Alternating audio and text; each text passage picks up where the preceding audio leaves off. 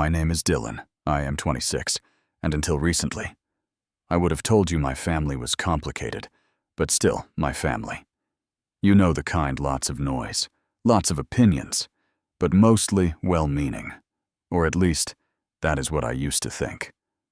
This story is about the moment I stopped making excuses for them, and the revenge I did not plan, but absolutely do not regret. It started on a Tuesday. My birthday was coming up at the end of the week, and I had not planned anything big. Honestly, I was not in the mood. I had been freelancing as a software developer for the past year, but consistent long-term projects were hard to come by, and the stress of pitching to clients while barely making ends meet was starting to wear me down. I live alone in a tiny apartment just outside the city, and while I have never been the center of attention type, birthdays always made me feel like I had to fake it more than usual smile. Pretend I was grateful for cheap cards with not-so-subtle digs about stabilizing my career. Not as long as someone, usually my mom or my sister Claire, made a comment like, "Maybe this will be the year Dylan finally lands a stable contract." Still, when my cousin Mia texted me Friday morning saying the family had made dinner plans just for me, I thought maybe, just maybe, it would be different this time. Mia was one of the few people in my family whom I actually liked. She had moved out young, worked her way through school, and did not care about the passive-aggressive dynamics that brewed between everyone else. So I figured, okay, I will show up, eat a meal, play nice, and maybe duck out early if it starts to feel like one of those nights. I dressed decently, but not too flashy dark jeans, a clean hoodie, sneakers, and drove across town to the restaurant. It was one of those popular chain restaurants with warm lighting and classic rock playing just loud enough to drown out small talk. When I walked in, I saw my entire family already seated at a long table. Mom and Dad were at one end. Claire was sitting next to them, scrolling on her phone. My Uncle Greg, more on him later, sat near the middle, loudly telling some story about a client who kept changing their app requirements at the last minute. Classic Greg. I took the only open seat next to Mia, who gave me a small smile and a quick, "Happy birthday." She looked uncomfortable. That should have been my first clue. The dinner started okay. Some awkward toasts, a few polite laughs. My mom complimented my hoodie in that way she always does. "Oh, that is nice. You finally picked something that looks decent." Claire kept throwing glances at her phone like she was waiting for something or someone. I tried not to read into it. When the food came, conversation turned toward what everyone was doing lately. Mia had just landed a big project at her consulting firm. Everyone clapped. My younger cousin Owen was starting college. Big applause. Then Mom turned to me and asked, "So, any luck with new projects?" I gave a non-committal shrug, trying to keep it light. "Still pitching. Got a couple of leads this week. Had a call with a potential client yesterday." "Maybe you're being too picky," she said, already chewing her pasta. "A project is a project. At your age, you can't really afford to wait for the perfect one." Claire snorted into her glass. Dad cleared his throat, but didn't say anything. I felt my cheeks flush. I wasn't looking for a perfect project. I was trying to find something that wouldn't have me coding soul-crushing apps for pennies. Uncle Greg chimed in. "You know, when I was your age, I took every job that came my way and didn't complain. There's no shame in hard work. Dylan," he always said my name like it tasted sour, "you're not above it." "I never said I was," I muttered. Claire leaned over with that syrupy voice she uses when she wants to sound sweet, but means the opposite. "We just want you to stop struggling. It's hard to watch." Mia gave my knee a quick squeeze under the table. I forced a smile. "Thanks for the support. Guys." It was then that the waiter came out with the cake, a big sheet cake with white frosting, blue piping, and a single candle. Everyone started singing. I was trying to let it be a moment, just a simple birthday song, nothing dramatic. I blew out the candle. Then I saw the writing on the cake. Oops! Still a disappointment. It was not even subtle. My name wasn't on it. Just those 5 words in pink icing. For a second, I genuinely thought I misread. I blinked, stared, then looked up. Everyone was laughing. Claire practically choked on her drink. "It's just a joke," she said between giggles. "Come on, don't be so sensitive." Uncle Greg slapped the table. "Best cake ever. You have to admit that's funny." I didn't say anything. I just stared at it. My own birthday cake. A punchline. I looked at Mom. She had that tight little smile she gets when she thinks someone is overreacting. "It's meant to be lighthearted. Honey, we all love you. It's just humor, right?" I stood up slowly, picked up my bag, and looped it over my shoulder. Mia looked up at me. "Dylan," she whispered, "don't let them get to you." "I'm good," I said calmly. Then I leaned down just slightly and whispered something into Uncle Greg's ear. Just one sentence. His face dropped instantly, like I had poured ice water down his spine. I walked out, didn't say goodbye, didn't look back. That night, I turned my phone off and spent the weekend ignoring it. It was quiet for 2 weeks, blissfully quiet. Then, suddenly, ringing, notifications, emails, texts, and missed calls from Mom, Claire, and even Dad, all in a frenzy, begging me to call back, saying there had been a huge misunderstanding, that I went too far, that I needed to fix this. You see, what I whispered to Uncle Greg was nothing dramatic. I just reminded him of a little secret I wasn't supposed to know. The thing about secrets is they rot. You can bury them under fake smiles, polite dinners, and decades of "we don't talk about that." But they're still there, festering. And when the rot finally surfaces, it doesn't knock. It kicks the door in. What I whispered to Uncle Greg that night was simple. "I know about the money." That's all it took. I saw his face change instantly, like someone had flipped a switch. 1 second, he was riding high on the sound of his own laughter. The next, he was pale, stiff, like I had mentioned a name he thought was buried in concrete. Here's what they didn't know. 6 months ago, I was over at my parents' house, helping them clean out the attic. Dad had thrown his back out, and Mom was barking orders from the couch while I hauled down dusty boxes full of old tax returns and broken holiday decorations. That's when I found the folder, wedged behind an old suitcase. Yellowed and soft at the edges. It had my grandfather's name on it, and faded Sharpie. I didn't mean to snoop. I really didn't. But the second I opened it, I knew something was not right. Inside were bank statements, handwritten notes, and a copy of my grandfather's will, which I had seen once before, years ago, right after he passed. I remembered it clearly because, at the time, it was the only document I had ever seen my mom get genuinely emotional about. Grandpa had divided everything 3 ways. Mom, Uncle Greg, and their youngest sibling, Aunt Julia, who lives out of state. But what I found in the folder told a different story. It wasn't just a clean split. There were amendments. One specifically stated that Greg was to receive nothing if certain conditions were not met.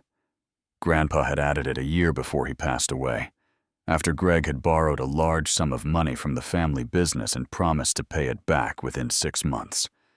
According to a letter in the folder, written by Grandpa himself, Greg never paid a cent, so the amendment cut him out. Period. It was signed, notarized, legal. But when Grandpa passed, Greg did get money. A lot of it. In fact, according to the bank statements, he had been wired his third within days of the estate settling. I had stared at the documents for over an hour in that attic, trying to piece it all together. I didn't say anything to my parents. Not yet. I wasn't even sure they knew. But I took pictures of everything, every page, every note. And I waited. Now, if you're wondering why I kept that to myself for so long, the answer is simple. I didn't think it was my fight. I wasn't part of the will. I wasn't owed anything. It was old family business, and I figured if Mom or Julia ever dug it up again, they could deal with it. But then, they gave me that cake, the smug laughs, the condescension, the years of being their emotional punching bag, brushed off as jokes or tough love. I realized something in that moment. They didn't just look down on me. They needed me to stay beneath them. As long as I was the disappointment, they didn't have to look at their own garbage. So I whispered those 5 words to Uncle Greg, walked out, and let the rot do its thing. When the phone calls started coming in, I ignored the first few. Then one night, curiosity got the better of me. I picked up when Mom called. "Dylan," she said, breathless. Why would you say something like that to Greg? What's going on? I stayed quiet for a second, then said, "I didn't say anything untrue." "You're confused," she snapped. "You don't know what you're talking about." I laughed, actually laughed. Sure, generous with Grandpa's money. Maybe. There was a pause long enough to make me wonder if she was going to deny it. But instead, she said something I didn't expect. "You don't understand what that money meant to him." That told me everything. They knew. At least she did. Maybe not all the details. Maybe she had been told a half-truth. Or maybe she helped cover it up. But her tone wasn't shocked. It was tired. Defensive. Like this was an old wound that had never healed properly. I hung up. A few days later, I got a call from Aunt Julia. She never calls. Not for birthdays. Not for holidays. But now she was calling me at 10 at night, leaving a voicemail that started with, "I heard from Mia that you said something at the birthday dinner. Is it true? Please call me." Mia, bless her, must have told her everything. So I called Julia back, told her about the folder, the documents, the amendment, the payments. I even emailed her the photos I had taken. She went quiet for a long time. Then she said, "I knew something didn't add up. When the estate was settled, Greg suddenly bought that lake house, but Mom told me it was part of Grandpa's gift." She said I wasn't supposed to question it. You know what she did next? She called a lawyer. That's when the real panic started. Because Greg didn't just bend the rules. He likely forged documents to override a legal will. If proven, it would not just mean he had to pay the money back. It could mean fraud charges. And if anyone else had known and helped cover it up, well, let's just say people started losing sleep. I wasn't trying to burn the house down. But once the match was lit, I wasn't going to blow it out either. The messages from Claire shifted from mocking to begging.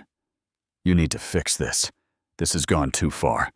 Do you really want to tear this family apart?" And then, finally, "You've always been jealous of him." Jealous. Right, because nothing screams jealousy like being humiliated at your own birthday dinner and walking out with the last bit of dignity you've got left. At this point, Mia texted me just one sentence. "You might want to check Facebook." So I did. That's where I saw the post, a long, melodramatic screed from Uncle Greg, whining about entitled younger relatives who don't understand how business works and are trying to ruin good people's lives for attention. No names mentioned, of course, but the comments were a dumpster fire. Some distant relatives were backing him up. Others, mostly friends of Aunt Julia and people who had known Grandpa, were asking questions. That's when I knew the tide had turned. Because for the first time, it wasn't just me being painted as the black sheep. The story was cracking open. The roles were shifting, and they were finally afraid. And that was just the beginning. After Greg's vague Facebook post, The family group chat exploded. I hadn't checked it in months, muted it ages ago, but curiosity got the best of me. There were over 120 unread messages. Most were from Claire and my mom, spinning the narrative hard. We've always tried to support Dylan. This is all a misunderstanding. He's confused. We just want to protect Grandpa's legacy. Protect it. Please. They had shredded his legacy the minute they let Greg cash a check that wasn't his. What stunned me, though, were the responses. My cousin Zoe, Julia's daughter, who had always been quiet at family events, was furious. She posted screenshots of the amendment I had sent to Julia. "This is clearly fraud," she wrote. "If you're more mad at Dylan for exposing it than at the person who did it, you're part of the problem." Mia backed her up. So did Owen. Believe it or not, people were picking sides. And for once, mine wasn't the empty corner. But the real hammer came from Julia. She posted one sentence. "My lawyer will be in touch with all parties involved in the estate handling. Please, save any documentation you have." That's when things got quiet. For about 2 days, the group chat went dark. Then I started getting phone calls again, this time from numbers I didn't recognize. I let them go to voicemail. Some were lawyers. Others were concerned family friends telling me how hard this must be on my mother, like I was supposed to feel guilty for someone else's ulcer when they had spent years laughing at my expense. But the one call I did take was from Dad. Now, my dad is not a loud man. He's a go-with-the-flow type, which often meant go along with whatever your mother says. He's quiet at dinners, fixes things when they break, and stays out of drama. That night, he called while I was out walking. It was cold, and I remember watching my breath fog up in the air as I answered with a flat. "Hello?" He didn't waste time. "I didn't know. Dylan, I swear." I stopped walking. "Didn't know what about the amendment? About what your grandfather changed? Your mother told me the will was split evenly. I never saw the documents. I just believed her." Why I asked? He paused. "Because I wanted to." There was a long silence. Not angry, just heavy. "I'm sorry," he said finally. "For the dinner. For the cake. I knew it was mean, but I didn't think it would hurt you that much." "That's the problem," I said. "No one ever thinks I have a right to be hurt." He didn't argue, didn't defend anyone. He just said, "What do you want me to do?" It was the first time anyone had asked me that. I told him I didn't know yet. Meanwhile, Julia's lawyer was moving fast. Within a week, they had sent letters of inquiry to the attorney who had handled Grandpa's estate. Turns out, that lawyer had retired shortly after the estate was settled. But he still had records. And guess what was not in the final version of the will, processed the amendment? That's right. The legal amendment Grandpa had signed was not submitted during probate, which meant either Greg had somehow intercepted it, or someone had deliberately chosen not to include it. Given that my mom was listed as the primary contact during the process, it didn't take a genius to see where this was going.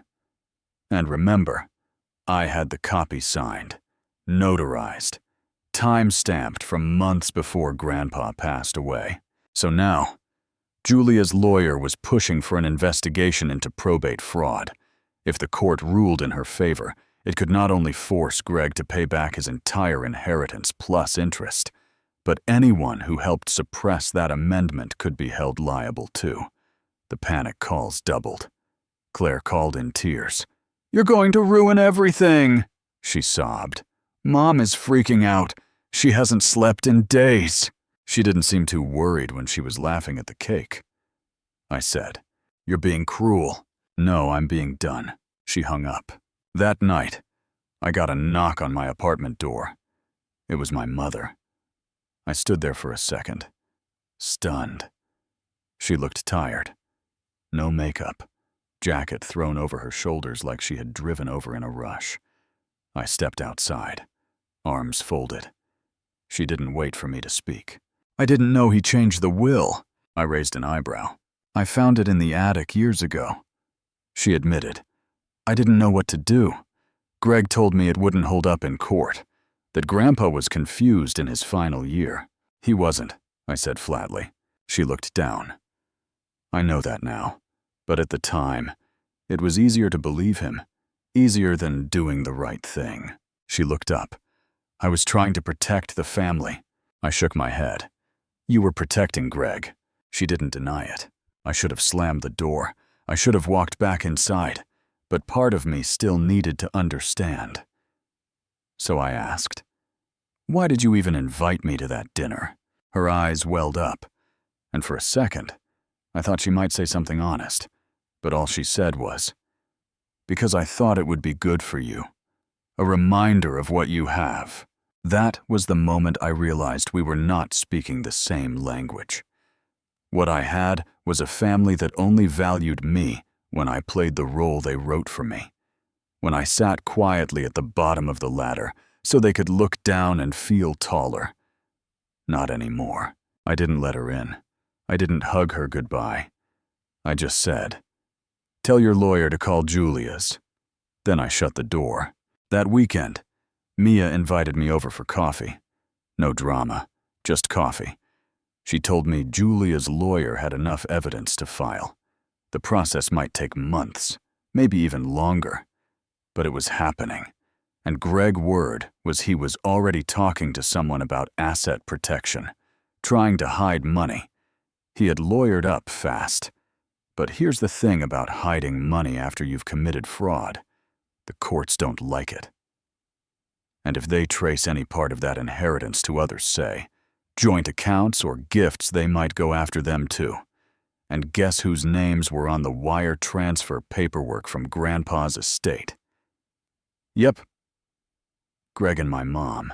It took 8 long, tedious, emotionally draining months of legal meetings, paperwork, depositions, and quiet.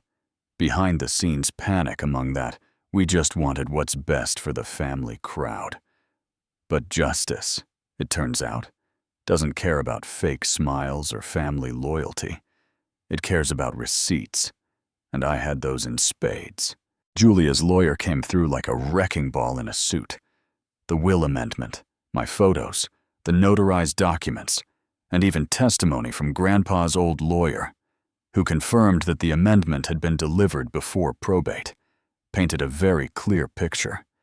Someone removed that document before the will went through court.